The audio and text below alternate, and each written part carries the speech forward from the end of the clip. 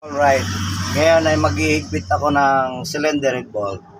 So gagamit tayo ng click type torque wrench.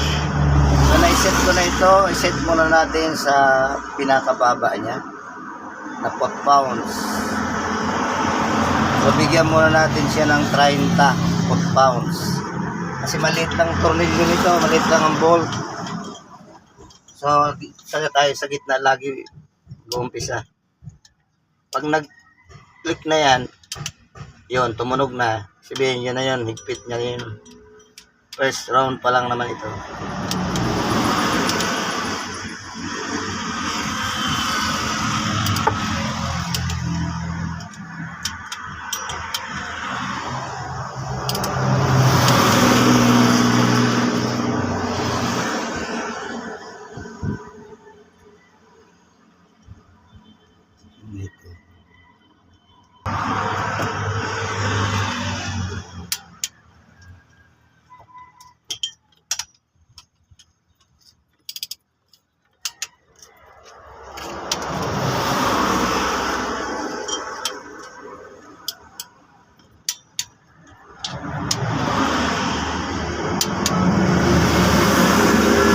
Okay, adjust ulit tayo.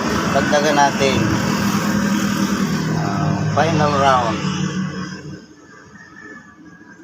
Kasi ang final round nito ay 45 foot-pounds.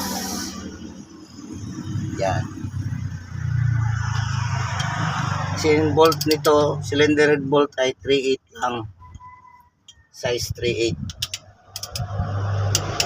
Hindi pwedeng tuduhan. Pag tinuduhan, putol or loose thread. Dalawa lang yan.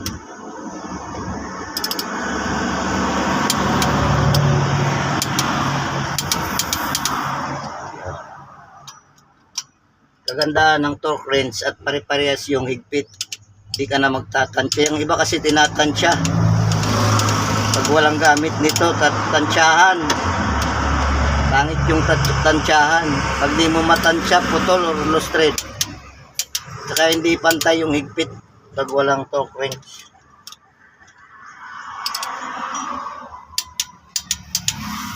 Ito, kahit ulit-ulitin mo yan, basta nasa torque na yan, yun yan ihigpit. Hanggang doon na lang siya. Eh, kung wala ka nito, edi tatansyahin mo hanggang sa, ay, may higpit pa. Hanggang sa naputol. Kaya na loose thread.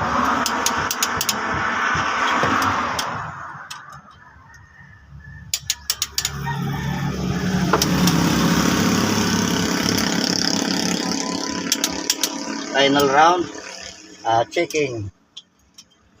Check natin. Pag check nito, pwede na sa dulo. Kasi pantay na rin yan.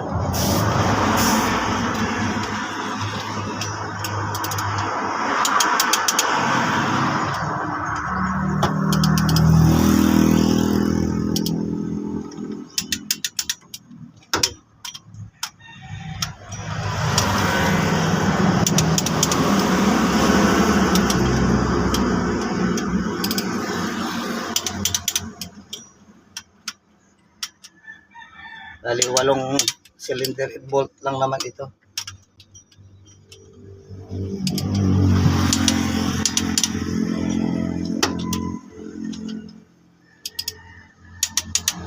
Alright. Finish. Wash your paper.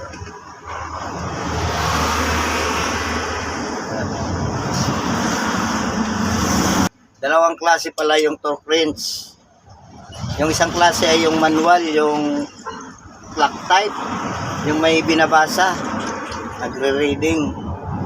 Okay naman yun, kaso lang, problema nun, babasahin mo pa yun. Samantalang ito, iset mo lang ito sa kanyang torque na kung ilang torque niya, ilang capacity na torque niya, kung ilang foot-pounds or Newton meter, magkiklik na lang siya automatic. Pag once na narinig mo na, maririnig mo na lang, magkiklik na yan. Tulad nito, oh. So, hindi ka na titingin dun sa reading dun sa baba. Kasi yung isang klase ito may parang orasan clock. Kaya nga tinawag na clock type. Ito click type ito. Papakinggan lang natin dito yung kanyang click. Yan o. Yan ang click. So, hindi na mahirap. Hindi ka na yuko ng yuko. Yan ang comparison ng dalawa.